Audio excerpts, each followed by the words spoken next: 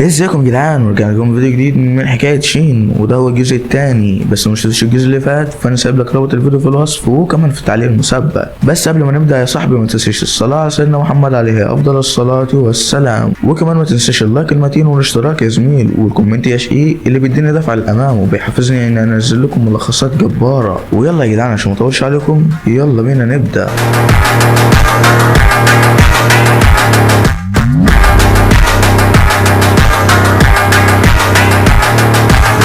في الجزء اللي فات شفنا القوة السحرية اللي هيمد على شين واصحابه، ولكنه بيعمل درع بالسحر بتاعه، بس ايده بتتحرق من القوة السحرية بتاعت الهجوم ده، لكن الشفاء الذاتي اللي في الزي بتاعه بيتفعل وايده بترجع زي الاول تاني، وبيكون صاحب الهجوم ده هو الواد كارتو، واللي بيكون اتحول لشيطان وقوته زادت بشكل كبير جدا. بس ده مش هيفرق مع الاسطورة شين، واللي بيخلي الامير ياخد صحابهم ويمشي، والواد ما بيكونش موافق في البداية، لكن شين بيعرفوا انهم هيكونوا عقبة في طريقه وهو خايف عليهم، فساعتها الواد بياخدهم وبيمشي، وبيخلي الاتنين المساعدين اللي معاه يعرفوا الحراس باللي بيحصل.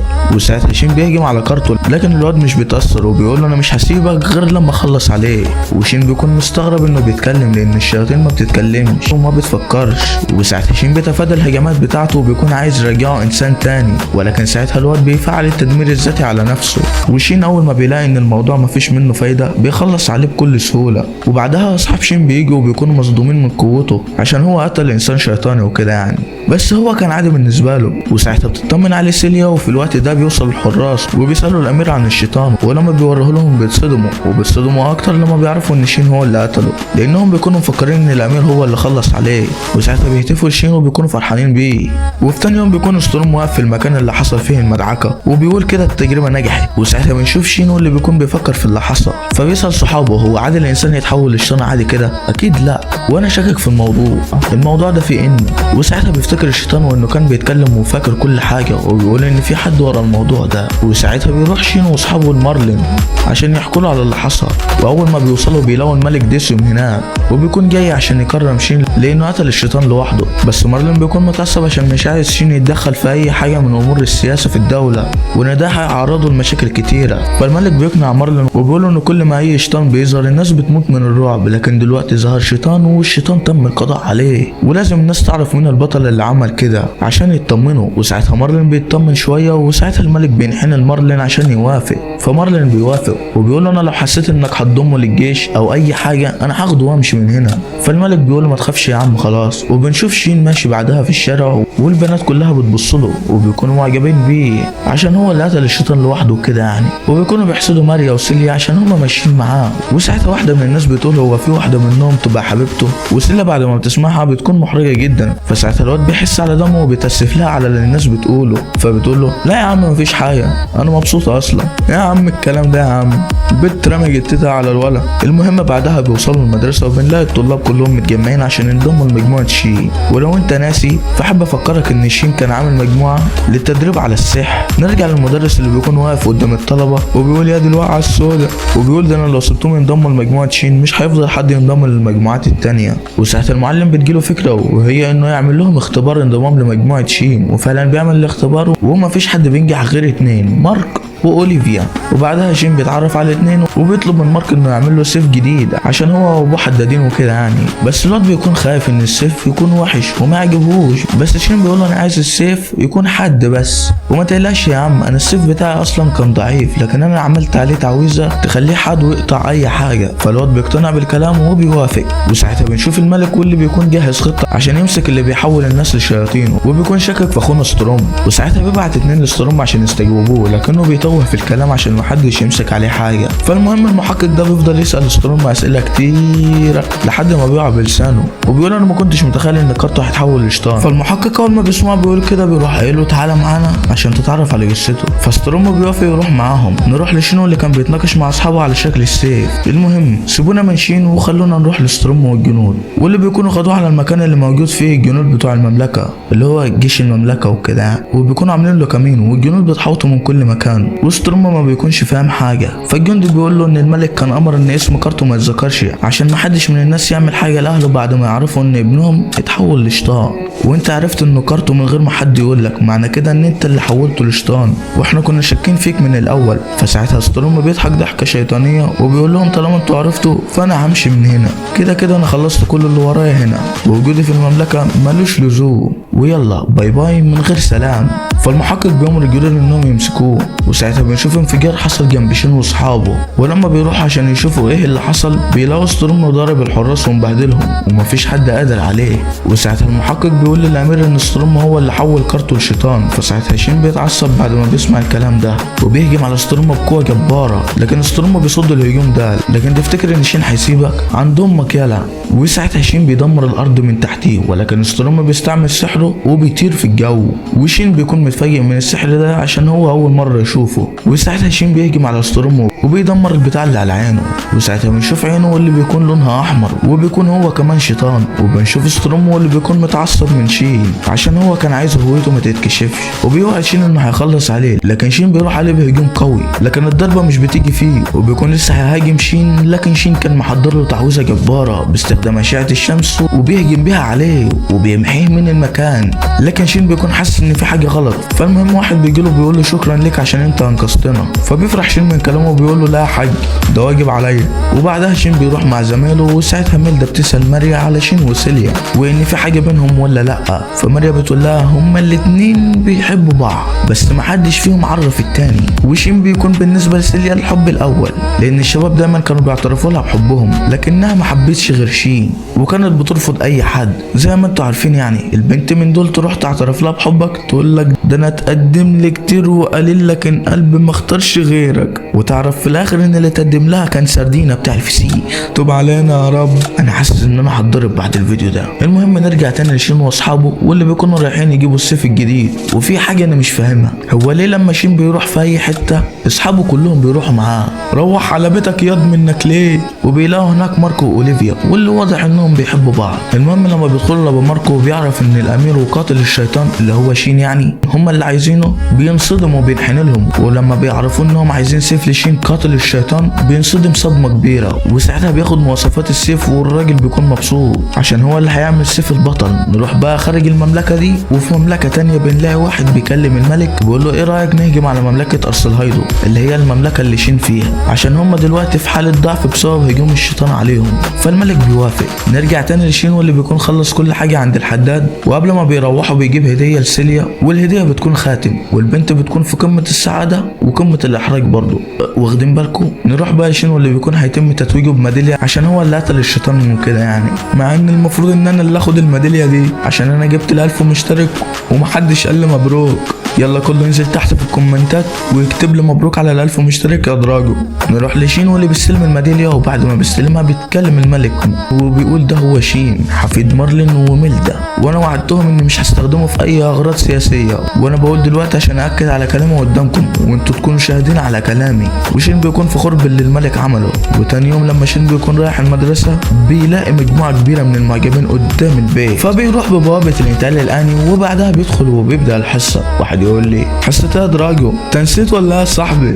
مش هو عمل مجموعه خاصه بيه لتعليم السحر؟ المهم بيقول للطلاب انهم لازم يعلوا طاقتهم السحريه والا لو حصلوا ودخلوا معركه ضد وحوش قويه او شياطين هيموتوا على طول. وبيديهم مثال بالدرع بتاع ماريا واللي كان ضعيف واي حاجه هتخترقه، فبينادي بعدها على سيليا وبيخليها تعمل الدرع بتاعها بس بقوه الخاتم اللي هو كان عطيهولها لانه كان مزوده بالطاقه عشان يحميها. وساعتها بنشوف قوه الدرع بتاع سيليا واللي بيكون متين زي اللايك. انزل يا صاحبي اعمل لايك، اعمل لايك يا صاحبي واشترك كمان واكتب لي كومنت. ومكون من طبقتين والعيال ما بيكونوش فاهمين حاجه فبيطلع قوته كلها عليهم وساعتها بيفهموا شويه. وفي الوقت ده بنشوف سترومو اللي بيكون لسه عايش وبيكون قاعد على سريره بس في مملكه تانية غير المملكه اللي شين موجود فيها. نروح لشين اللي بيكون واخد صحابه المارلين وميلدا عشان يفهموهم اكتر ويعرفوهم اكتر عن السحر. فمارلين بيفهمهم اكتر عن السحر والقوه وبيعمل قدامهم سحر بوابه الانتقال الاني، والعيال بيكونوا مبهورين منه وساعتها بيتحمسوا وشكلهم كده هيخربوا الدنيا. وبنعرف مارلين عامل سحر البوابه ليه عشان محدش يعرف ان شين قوته غير عاديه ويحصل له مشاكل. وتاني يوم في المدرسه بنعرف ان العيال بدأوا يتدربوا لوحدهم، وكمان شين السيف بتاعه بيكون جاهز وبيروح يستلمه، وكمان بيشتري كل حاجات يلبسوها في التدريب. وساعتها الامير بيروح لاصحابهم وبيقول لهم ان الحرب ممكن تبدأ في اي وقت، وانهم لازم يكونوا جاهزين عشان هم ممكن يشاركوا هم كمان، ما عدا شين عشان وعد الملك. لكن شين بيقول لهم انا مش هشارك في الحرب، بس لو احتجتموني فانا هكون موجود عشان احميكم، ولا انتوا ناسين ان انتوا اصحابي اللي ماليش غيرهم. وبعد ايام من كلام الامير الحرب فعلا بتبدا، والملك بيكون متعصب عشان مملكته بوليسيفيا بتكون خسرانه. وساعتها الملك بيصرخ وبيقول هاتولي زلط الكلب اللي قال ان ده انسب وقت نهجم فيه على ارسلهايدو. والملك ده بيكون اسمه عزوز. واحد يقول لي مين عزوز ده يا راجل؟ عزوز اسم حلو كده وشيك عشان اسمه بيكون معفن يا عم.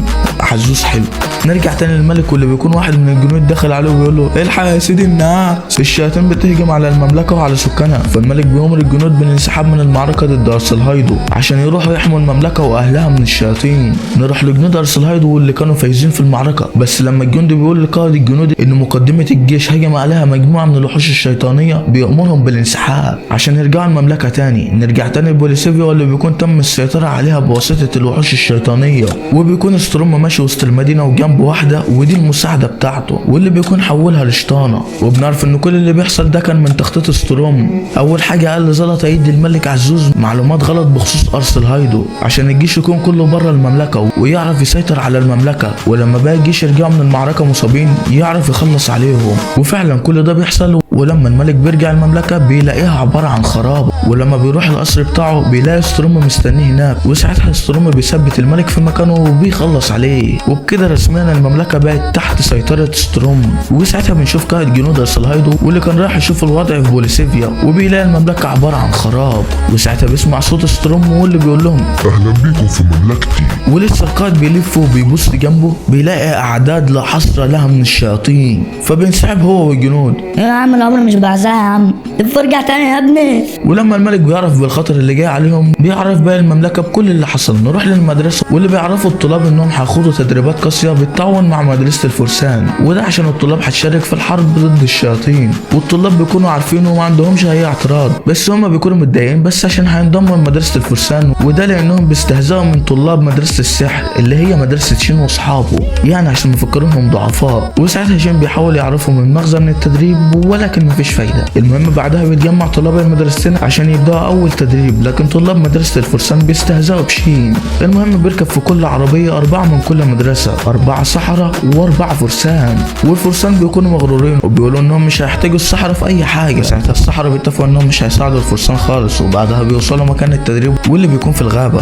والامير وشين بيعرفوا المشرفين ان السحره مش هيساعدوا الفرسان في اي حاجه، وعرفوهم على اللي حصل وهم جايين، والمشرفين بيوافقوا. وفعلا مع اول وحش شيطاني بيظهر الفرسان بيتحط عليهم، ولما بيكون الوحش راح يخلص عليهم بيتدخل شين وبيخلص عليه. وساعتها العيال بيعرفوا فرق القوه بينهم وبين شين، وبعدها سيليا راحت لهم عشان تعالجهم. وساعتها بنشوف شين واللي كان مولع من الغيره عشان العيال بقت بتعامل سيليا بلطف. وبعدها بنلاقي 2 رايحين للمشرف وبيعرفوا ان في مجموعه كبيره من الوحوش جايين عليهم، وبيقولوا له ياخد الطلاب ويهرب من هنا في اسرع وقت. فساعتها شين قال لهم سيبوا لي الوحوش دي وانا هخلص عليهم. العيال بيكونوا هيموتوا من الرعب، لكن على راي المثل شين لديكم لا خوف عليكم. بيضرب تعويذه زلزلت المكان من قوتها وقدر يخلص على كل الوحوش. وساعتها الفرسان بيعرفوا فرق القوه الجبار اللي بينهم وبين شين. بنشوف البنت دي رايحه تعتذر لشين عشان قللت من قوته، ومن بعدها والطلاب كلهم في تعاون تام، السحرة والفرسان. وفي نهاية اليوم بنشوف شين كده وبيكون باين عليه علامات الاستياء والحزن. بيقول لهم انا حاسس ان انا بعد ما علمتكم السحر بالطريقة دي وزودت من قوتكم حاسس ان ده ممكن يسبب لكم مشاكل. فالامير بيكمل الكلام وبيقول انتوا هتكونوا محط انظار لممالك كتير بسبب قوتكم دي واللي هتغير شكل حياتكم. لكنهم بيقولوا شين عيب عليك يا عم، ده احنا فرحانين اخر حاجة عشان انت كده امنت مستقبلنا وحياتنا هتكون اخر جمال، ما تقلقش انت بس. وساعتها شين بيفرح من كلام امه وبعدها بياخدهم على مكان التدريب.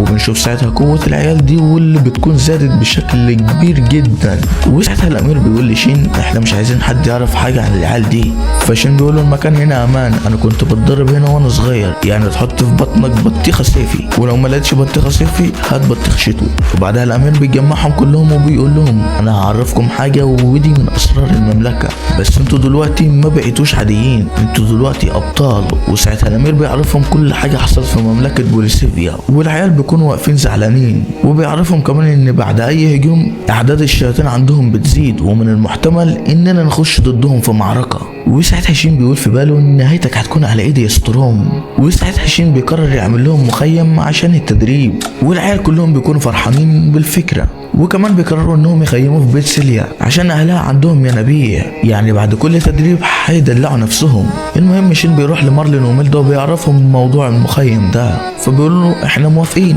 بس بشرط يا حبيبي اننا هنروح معاكم كمشرفين يعني. وفعلا تاني يوم بيركبوا الحنطور على بيت عيلة سيليا، واثناء ما كانوا ماشيين في الطريق بيقابلوا مجموعة من الوحوش فبيخلصوا عليهم بكل سهولة. المهم بيوصلوا على بيت عيلة سيليا واهلها بيرحبوا بيها وبكل اللي معاها، وبعدها بيروحوا كلهم على الينابيع عشان يروقوا على نفسهم وبيقعدوا يتكلموا مع بعض شويه. وتاني يوم بيبدا مارلين في تدريبهم، وميلدا بتعلمهم كمان ازاي يصنعوا الادوات السحريه، وشين بيكون واقف كده وفرحان بعيلته واصحابه، فبيقول طالما الكل بيطور من نفسه لازم انا كمان اطور من نفسي. فالعيال بيخافوا وبيبعدوا عنه وبيعملوا دروع عشان تحميهم. وساعتها بيبدا في انشاء التعويذه واللي بتكون جباره وقويه جدا، وبيضرب التعويذه واللي بتفجر المكان وبتدمر لها كام جبل في طريقها. لكن ميلدا بتيجي وبتظرف واحده كده على دماغه عشان تدمر الجبال. لكن العيال بيكونوا فرحانين في نهايه التدريب. لكن الامير بيروح لشين عشان يطلب منه انه يوديه على القصر عشان يعرف معلومات اكتر عن الشياطين ويعرف ايه اللي بيحصل في المملكه وباقي الممالك. وفعلا شين بيوديه القصر، واول ما بيوصلوا بيلاقوا خطيبه الامير واللي اسمها اليس، وبتعرف عن نفسها لشين. وبعدها اليس بتقول للامير انت قاعد هناك وسايبني هنا لوحدي، وبتكون عايزه تروح معاه. وساعتها بتيجي اخت الامير وبتكون عايزه هي كمان تروح مع الامير على المخيم، والامير بيكون مش موافق في الاول بس الملك بيخليهم يروحوا معاه عشان يغيروا جو وكده يعني. وبعدها شين بياخدهم على المدينه بسحر الانتقال، وبعدها بيتمشوا في المدينه شويه، واثناء وهم ماشيين اليس بتقف وبتكون متضايقه من الامير عشان هو مش بيتكلم في القصر غير على شين. شين راح شين جه، شين جه شين راح. فبيقول لها الامير لا، كل اللي في الموضوع ان انا بكون مطمن وانا مع شين وبحس بالامان، وكمان عشان بحس ان هو اخويا. فالبنت بتتضايق اكتر وبتقول له وانا ماليش لازمه يعني. فالواد بيقول لها انت بالنسبه لي الحنان والامان والصدر الحنين. فالبنت بتجيب ورا والكلام بيعجبها، بس ما بيجيش غير بالكلام الحنين كده والحاجات. فانت فاهمني عزيزي المشاهد. وبعدها بيروحوا مطعم كده، ولما بيكونوا قاعدين بيتكلم الامير وبيقول لي شين هو انت مش هتعترف بحبك لسيليا؟ فالواد بيتحرج من الكلام كده وبيقول له وانت مين قال لك انها بتحبني اصلا؟ مش ممكن لما اروح اعترف لها ترفضني. فبيقول له الكل عارف انكم بتحبوا بعض وعمرها ما ترفضك عشان هي بتحبك. المهم بعدها بيروحوا على بيت سيليا وبيعرفوهم على بعض، وشين بيكون هيموت من الاحراج. وبعدها الكل بيتعرف على اخت الامير وخطيبته، وشين بيقول لميلدا ان اخت الامير بتحبها، فبتروح لها وبتمسك ايدها وبتقول الله ايد البنات حلوه مش زي شين اللي ايده زي رجله. فالواد بيتحرك كده واصحابه هم كمان بيتريقوا عليه. فسيليا بتقول بطريقه تلقائيه وبدون تفكير انا هكون في قمه السعاده لما امسك ايد اطفالنا احنا الاثنين. وساعتها كل اللي كانوا موجودين بيكونوا في قمه الصدمه من كلامها. وسيليا اول ما بتاخد بالها من اللي هي قالته بتتحرك وبتطلع تجري من المكان وهي في قمه الاحراج. فالامير بيروح لشين وبيقول له عرفت ان كلامي صح؟ روح بقى اعترف لها عشان حبك مبهدلها، وجايب لها الاحراج. وبعدها بالليل لما شين بيكون بيتمشى بيلاقي سيليا قاعده لوحدها، فبيروح لها عشان يتكلم معاها، ولكنهم بيكونوا محرجين هما الاثنين. لكن سيليا بتتاسف لشين على الكلام اللي هي قالته جوه. فشين بيقول لها ما تتاسفيش انا اصلا كنت فرحان. بيرد اعتباره عشان هي كانت فرحانه ان الناس كانوا بيقولوا عليها ان هي حبيبته. وبعدها قعدوا يتكلموا مع بعض، وساعتها شين بيعترف لها بحبه. فالبنت من كتر الفرحه عيطت وقالت له وانا كمان يا شين بحبك. وساعتها بنشوف ان الكل كان بيتصنت عليهم اتفضحت يا رشدي. وساعتها شين بيستغل وجودهم وبيعلن ارتباطه بسيليا. وبكده بينتهي الجزء الثاني من حكايه شين. يا ترى ليه ستروم بيعمل كده، وايه اللي حوله لشيطان، وايه سبب حقده على مملكه بوليسيفيا، ويا ترى ايه هي استعدادات شين والمملكه للمعركه القادمه واللي هتكون ضد جيش الشياطين، وهل السحرة اللي شين بيدربهم هيكونوا جاهزين للمعركه ولا لا؟ كل ده هنعرفه في الجزء القادم من حكايه شين. بس قبل ما تقفل ما تنساش الصلاه على سيدنا محمد عليه افضل الصلاه والسلام. اللهم صل على سيدنا محمد وعلى اله وصحبه اجمعين. وكمان ما تنساش اللايك المتين والاشتراك يا زميل والكومنت يا شقيق اللي بيديني دفعه للامام. ويلا يا عم، سلام سلام.